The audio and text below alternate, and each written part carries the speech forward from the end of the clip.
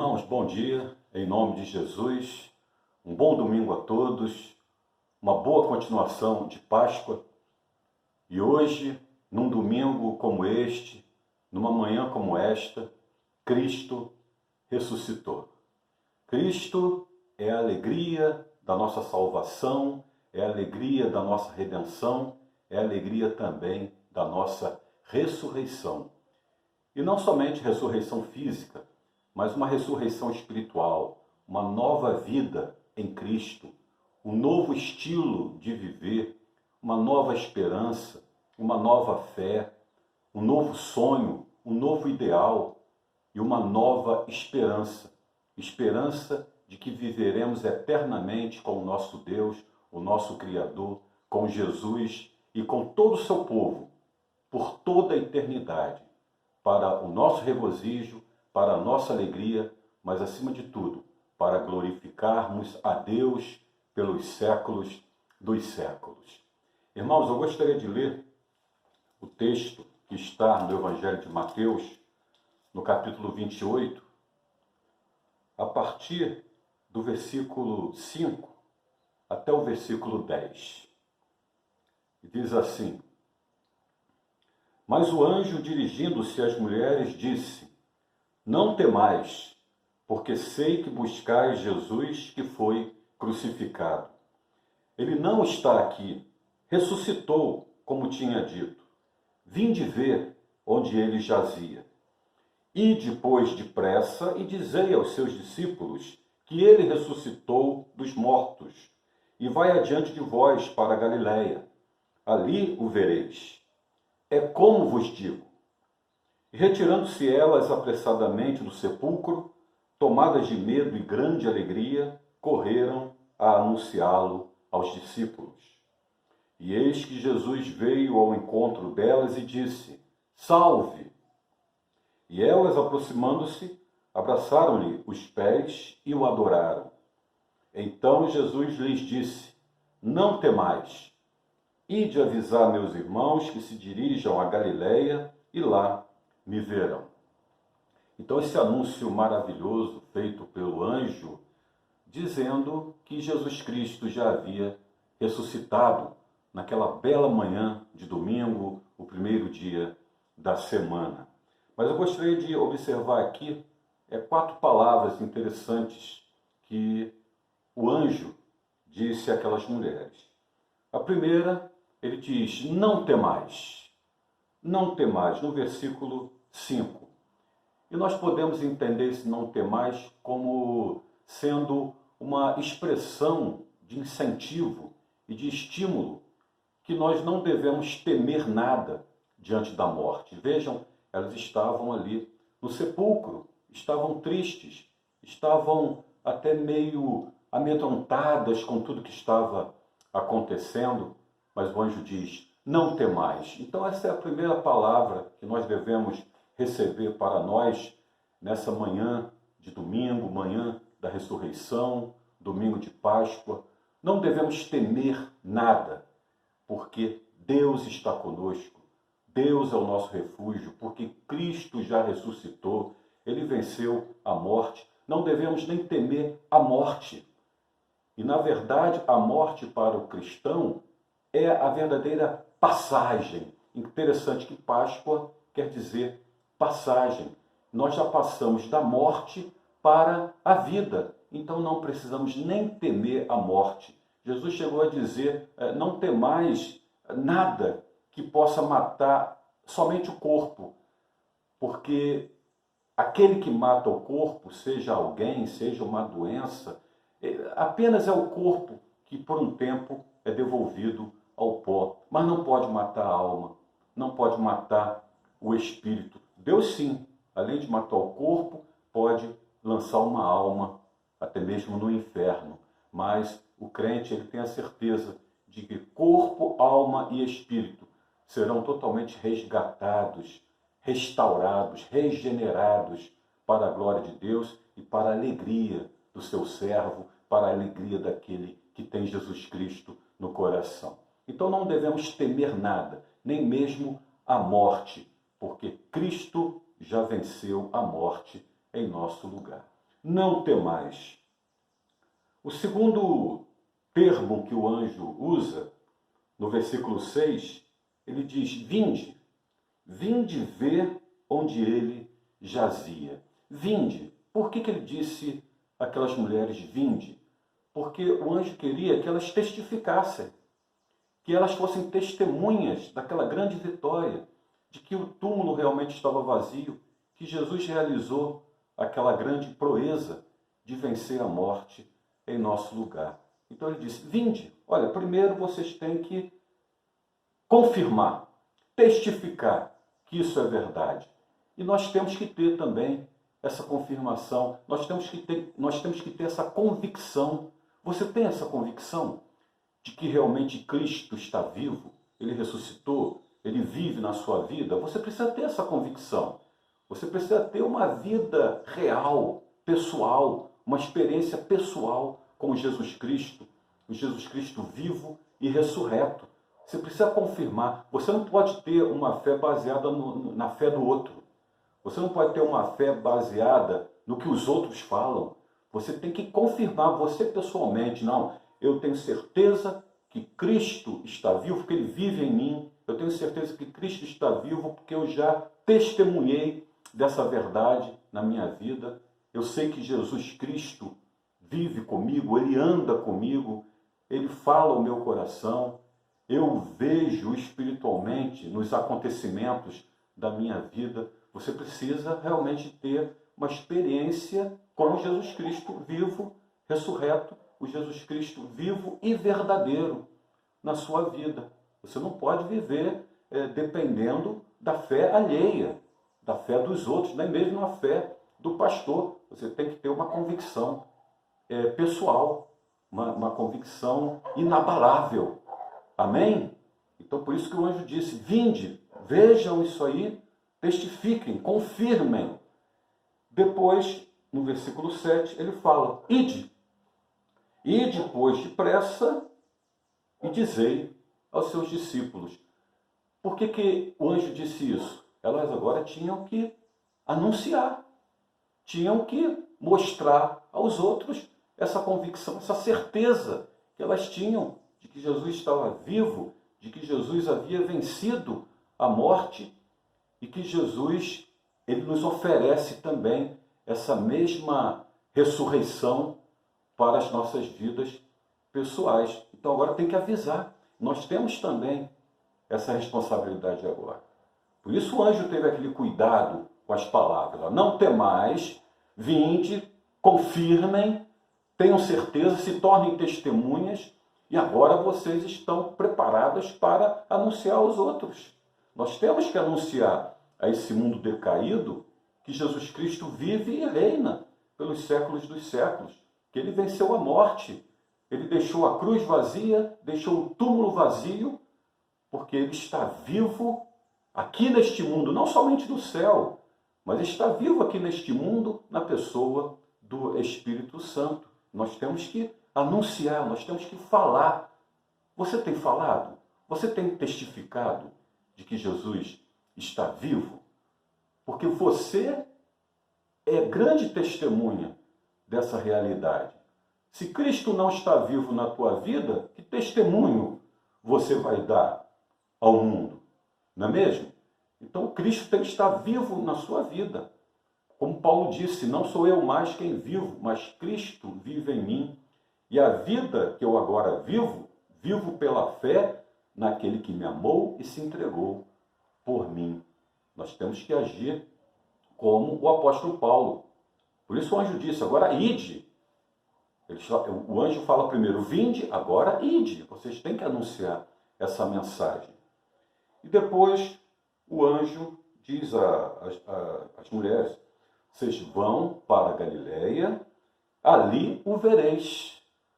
Vocês não somente confirmaram a sua ressurreição, mas vocês vão estar com ele. Vocês vão abraçá-lo. Vocês vão confirmar na prática, cara a cara, face a face. E vocês vão se regozijar ao vê-lo novamente. E vão poder vivenciar na prática esse grande milagre. E essa é a palavra para nós também. Nós um dia o veremos, um dia nós reencontraremos ele cara a cara, face a face. Esse é o grande prêmio, esse é o grande galardão que nós vamos receber, de que nós vamos contemplá-lo, vê-lo assim como ele é. Nós vamos abraçar o nosso Salvador, nós vamos viver com ele para todo sempre, vamos caminhar com ele, vamos ouvir dos seus próprios lábios as suas palavras maravilhosas. Ali o vereis. Nós temos que ter essa esperança. Mas, primeiramente, nesse mundo, enquanto estamos aqui, temos que fazer a obra, temos que anunciar, temos que ter essa convicção e podermos dizer como Paulo, não sou eu mais quem vivo, mas Cristo vive em mim, sabendo que um dia nós veremos a Jesus Cristo face a face, um dia ele vai voltar nas nuvens do céu com poder e grande glória, um dia nós subiremos, encontraremos com ele nos céus, um dia nós vamos ter essa glória pessoal, cada um vai ter essa glória pessoal de vê-lo face a face. E Jesus mesmo, no final, ele as saúda, versículo 9 e 10, e eis que Jesus veio ao encontro delas e disse, salve! E elas, aproximando-se, abraçaram-lhe os pés e o adoraram. Então Jesus lhes disse, não temais, ide avisar meus irmãos que se dirijam a Galiléia e lá me verão. E Jesus então confirma as palavras do anjo. Ele mesmo pessoalmente confirma aquelas palavras. Meus irmãos, que Deus abençoe a todos vocês, que vocês tenham aí um domingo de Páscoa feliz, com a família, nessa coinonia, nessa comunhão, mas que essa mensagem da ressurreição de Cristo sempre nos traga essas palavras de esperança, de alegria, de regozijo, essas palavras de salvação eterna, essas palavras de vida eterna, através da ressurreição de Jesus. Que essas palavras venham sempre nos trazer alento, venham sempre nos trazer conforto e confiança de que o Senhor cumprirá tudo o que Ele nos promete. Em nome de Jesus, Deus abençoe a todos, hoje e sempre. Amém. A ressurreição de Cristo é a base da nossa fé, é a base da fé cristã. Se Cristo não tivesse ressuscitado, não haveria nem igreja, não haveria pregação do Evangelho, não haveria esperança de salvação e de vida eterna. Nessa linha, o apóstolo Paulo nos fala em 1 Coríntios, capítulo 15, a partir do versículo 13. E se não há ressurreição de mortos, então Cristo não ressuscitou. E se Cristo não ressuscitou, é vã a nossa pregação e vã a vossa fé. E somos tidos por falsas testemunhas de Deus, porque temos asseverado contra Deus que ele ressuscitou a Cristo, ao qual ele não ressuscitou, se é certo que os mortos não ressuscitam. Porque se os mortos não ressuscitam, também Cristo não ressuscitou. E se Cristo não ressuscitou, é vã a vossa fé, e ainda permaneceis nos vossos pecados. E ainda mais, os que dormiram em Cristo pereceram. Se a nossa esperança em Cristo se limita apenas a esta vida, somos os mais infelizes de todos os homens. Mas, de fato, Cristo ressuscitou dentre os mortos, sendo ele as primícias dos que dormem. 1 Coríntios 15, do versículo 13 ao versículo 20. Então o apóstolo Paulo nos dá esse brado de que Cristo verdadeiramente ressuscitou, por isso nós pregamos, por isso ensinamos, por isso louvamos a Deus, por isso celebramos no domingo, dia do Senhor, celebramos a Cristo, porque Ele está vivo e Ele reina entre nós. A ressurreição de Cristo também foi a vitória sobre o último inimigo. A ressurreição de Cristo foi o evento culminante que coroou a vitória total de seu ministério terreno com a derrota do último inimigo, a morte. O objetivo preciso do ministério de Jesus está expresso nas seguintes palavras de João: para isto se manifestou o Filho de Deus, para destruir as obras do diabo. 1 João 3, 8. Ora, as maiores obras do maligno resumiram-se em induzir o homem ao pecado e, como consequência, sujeitá-lo à morte. Portanto, sua derrota total só se daria com a remissão dos pecados e com a sua vitória sobre a morte. É esta vitória que Paulo se refere quando afirma: o último inimigo a ser vencido é a morte. 1 Coríntios 15, 26. Um pregador moderno refere-se de maneira expressiva a esta vitória, descrevendo-a como o dia em que a morte morreu. A importância desse acontecimento deve ser declarada como sequência natural e final da obra realizada por Cristo no Calvário.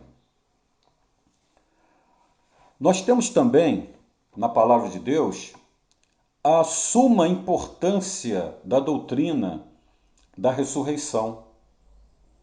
Nós temos que dar merecido destaque à necessidade da morte de Cristo como condição fundamental da remissão dos nossos pecados, principalmente pela comprovação da sua ressurreição.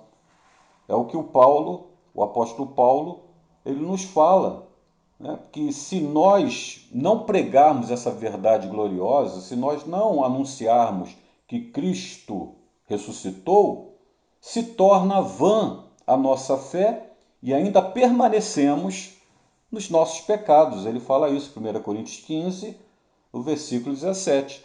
Se Cristo não ressuscitou, a fé é vã e permanecemos nos nossos pecados. Então, a ressurreição de Cristo também é a condição fundamental da remissão dos nossos pecados. Nós lemos em Romanos, no capítulo 4, versículo 25, Jesus foi entregue por causa das nossas transgressões e ele ressuscitou por causa da nossa justificação. O apóstolo Paulo, ele prossegue com essa afirmação de forma crucial. A morte e a ressurreição de Cristo são, pois, os dois pilares sobre os quais repousa, com segurança, o edifício da nossa fé, aqui e na eternidade. Esses dois temas fundamentais da pregação da Igreja Apostólica eram a morte e a ressurreição de Cristo. Embora ambos sejam igualmente básicos, devemos reconhecer que, do ponto de vista apologético, que é a doutrina das defesas fundamentais da fé cristã, a ressurreição ocupa a posição incontestavelmente mais destacada. E nós temos aqui várias considerações do apóstolo Paulo enfatizando essa doutrina básica. O apóstolo, a certa altura do capítulo 15 de Romanos, capítulo 15 de 1 Coríntios, ele declara: se Cristo não ressuscitou, é vã a nossa pregação e vã a vossa fé. E ele conclui: se a nossa esperança em Cristo se limita apenas a esta vida, somos os mais infelizes de todos os homens. É 1 Coríntios 15, versos 14, 17 e versículo 19. Isto é, se Cristo não houvesse ressuscitado, proclamar ao mundo um Cristo morto seria tarefa desoladoramente inútil, como inútil seria também crer nele. E se crêssemos, a nossa condição seria de extrema miséria, porque permaneceríamos ainda em nossos pecados. Viveríamos sem esperança e sem Deus no mundo, sofrendo todas as provações implicadas na confissão cristã, que nos dias apostólicos incluía com frequência a perda de todas as coisas. As palavras de Paulo, bem como outros textos que se seguem, estabelecem as seguintes verdades doutrinárias que realçam a importância da ressurreição. Por exemplo, a ressurreição intimamente ligada à redenção. Se o ministério terreno de Cristo houvesse terminado com a sua morte e com a permanência do seu corpo na sepultura, o plano de Deus sobre a redenção do pecador teria resultado em fragoroso desastre. O poder do maligno não só permaneceria inabalável, mas ainda fortalecido, porque ele teria sujeitado até mesmo aquele que veio com a missão expressa de destruir-lhe as obras. Porque a nossa salvação depende, de um lado, daquilo que Cristo fez na cruz de maneira perfeita e completa para remir-nos plena e cabalmente do pecado. E do outro lado, do poder justificador de sua ressurreição. Porém, a eficácia da sua morte estava vinculada ao grande evento que deveria ocorrer 3 dias depois dela, a saber, a ressurreição. Na crucificação foi esmagada a cabeça da serpente, Gênesis 3,15. E na ressurreição, vencido o grande inimigo, a morte. Daí a afirmação de Paulo em Romanos 4, 25. A ressurreição de Cristo foi, pois, o evento indispensável que completou a sua obra redentora. Baseado nessa realidade, Paulo proclama: visto que a morte veio por um homem, também por um homem veio a ressurreição dos mortos. Porque assim como em Adão todos morreram, assim também todos serão vivificados em Cristo. 1 Coríntios 15, 21, 22. A ressurreição, ela ocorreu porque Cristo é o Senhor da vida. Obviamente, o Senhor da vida não poderia ser contido pela morte. Cristo apresentou-se repetidamente durante seu ministério como a vida, ou o Senhor da vida. Em João 14,6, Jesus diz: eu sou o caminho, a verdade e a vida. Nele estava a vida. João 1,14. Eu sou a ressurreição e a vida, disse Jesus. João 11,15. Em verdade vos digo, quem crê tem a vida eterna. João 6,47. Eu vim para que tenham vida e vida abundante. João 10, verso 10. A sua ressurreição constituía prova irrefutável de suas palavras. Ele não podia deixar de triunfar sobre a morte. Na verdade, este fato já estava previsto no Velho Testamento, conforme nos lembra o apóstolo Pedro, ao qual Deus, porém, ressuscitou, rompendo os grilhões da morte, porque não era possível que ele fosse retido por ela. Porque a respeito dele diz Davi: porque não deixarás que o teu santo veja corrupção. Atos, capítulo 2, versículos 24, 27, versículos 31, 32. Pedro conclui: a este Jesus Deus ressuscitou, do que todos somos testemunhas. A ressurreição também nos fala de imortalidade. A ressurreição de Cristo nos fala de uma ressurreição eterna. Por exemplo, nós temos o caso da ressurreição de Lázaro. Aquela ressurreição de Lázaro que Jesus realizou, ela foi temporária. Lázaro ressuscitou fisicamente, mas depois voltou a morrer. Já a ressurreição de Cristo nos fala de imortalidade. A realidade da vida futura está entre as mais consoladoras promessas de Cristo aos seus seguidores. João 11, versículo 25 e 26 nos diz: eu sou a ressurreição e a vida, disse Jesus. Quem crê em mim, ainda que esteja morto, viverá. E quem vive e crê em mim, não morrerá eternamente. Mas, de fato, Cristo ressuscitou dentre os mortos, sendo ele as primícias dos que dormem. 1 Coríntios 15, verso 20. É importante que tenhamos em mente que a imortalidade analisada por Paulo não se refere apenas à alma ou ao corpo, e sim à personalidade integral, corpo, alma e espírito. Diz-nos o apóstolo Paulo, porque é necessário que este corpo corruptível se revista da incorruptibilidade e este corpo mortal se revista da imortalidade. 1 Coríntios 15, 53. Nenhuma outra religião pode apresentar aos seus seguidores, nesses termos, a promessa da imortalidade, pela simples razão de haverem sido vencidos pela morte todos os seus fundadores. Somente Cristo, em virtude da ressurreição, pode dar aos seus adoradores esta gloriosa segurança.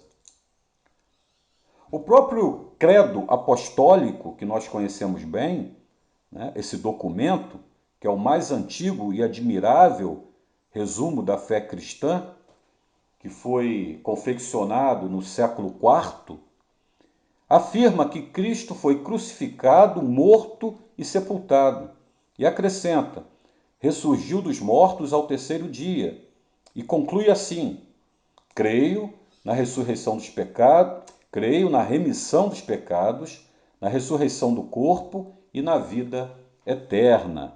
Amém. Todas essas verdades espirituais são enumeradas como decorrência da gloriosa ressurreição de Cristo, dando-nos assim as incomensuráveis dimensões de sua importância. A igreja cristã, ela não existiria se não tivesse ocorrido a verdadeira ressurreição de Cristo. É incontestável que a Igreja Universal de Cristo jamais teria chegado a existir separada da realidade da ressurreição, com entusiasmo que não podia ser detido por perseguições, cadeias e morte. Os discípulos davam testemunho de Cristo e da ressurreição. Nós vemos a própria transformação de Saulo, no capítulo 9 de Atos. Era um homem que tinha ódio aos cristãos, ódio à igreja, e perseguia e mandava matar. O texto diz que ele respirava crueldades contra os seguidores de Cristo. E aquele homem se transformou totalmente. E agora ele pregava o evangelho, ele agora adorava a Cristo, ele agora passou até a ser perseguido. Ele perseguia e passou a ser perseguido porque ele testemunhou da ressurreição de Cristo, num Cristo vivo e verdadeiro, teve até o seu nome mudado de Saulo para Paulo e até entregou a própria vida dele nessa fé. Ele foi martirizado por essa fé na ressurreição de Cristo. Os discípulos davam testemunho de Cristo e da ressurreição, colocando as suas vidas a prêmio. Foi proclamando a cruz e a ressurreição que a fé cristã venceu as poderosas barreiras que se ergueram no seu caminho durante os primeiros séculos e alcançou as regiões mais remotas do mundo antigo. A igreja cristã não subsistiria, como dissemos no início, caso a ressurreição não houvesse ocorrido como um fato histórico comprovado. Daí surge o dia do Senhor. Primeiro dia da semana passou a ser chamado dia do Senhor. Vem do latim Domini, domingo, dia do Senhor. Foi este o nome dado pelos cristãos ao domingo, ou primeiro dia da semana, no início da história do cristianismo. Durante o Velho Testamento, o povo de Deus guardou o sétimo dia, mas depois da ressurreição, os cristãos passaram a observar o primeiro dia da semana em comemoração desse grande acontecimento e de sua significação espiritual. Não encontramos outra explicação aceitável para esta mudança drástica no calendário, senão o fato da ressurreição de Cristo. Os próprios discípulos tiveram uma transformação espetacular. Logo após a crucificação, a atmosfera que envolveu os seguidores de Cristo foi de extrema frustração, derrota e abatimento. Alguns dispunham-se a voltar à sua antiga profissão, como nós vemos em João 21, verso 3, a pescaria. Outros regressavam desiludidos às suas aldeias, como nós vemos em Lucas 24, versos 13 e 14. E outros ainda se reuniam, mas de portas fechadas, com medo dos fariseus. João 20, 26. A partir, porém, dos encontros com Cristo ressuscitado e da experiência do Pentecoste, que ocorreu algumas semanas depois, aqueles homens passaram por uma transformação verdadeiramente revolucionária. Ameaças, perseguições, prisões, açoites ou mesmo a morte, nada continha a paixão com que proclamavam as boas novas da salvação em Cristo. Eles transtornavam o mundo. Nós vemos em Atos 17, verso 6, com suas pregações, segundo o relato dos próprios acusadores. Tal atitude tinha suas raízes profundamente mergulhadas na convicção da ressurreição do Mestre. Irmãos, que esse breve estudo, essas referências bíblicas, venham nos falar e nos atestar de maneira mais enfática a realidade histórica da ressurreição de Cristo. E até mesmo entendemos por que surgiu o domingo, chamado Dia do Senhor. Por isso que essas palavras vêm nos trazer mais alegria, mais alento, até mesmo nesse momento difícil que estamos passando, essas palavras venham nos trazer conforto, fé e esperança de que por meio da ressurreição de Cristo, tudo venha a se fazer novo em nossas vidas. Venhamos andar em novidade de vida, apesar de tudo, apesar de todos, apesar do mundo, apesar dessa pandemia. A ressurreição de Cristo vem a renovar a nossa alegria da salvação e da vida eterna. Em nome de Jesus, Deus abençoe a todos. Feliz Páscoa, bom domingo da ressurreição, hoje e sempre. Amém.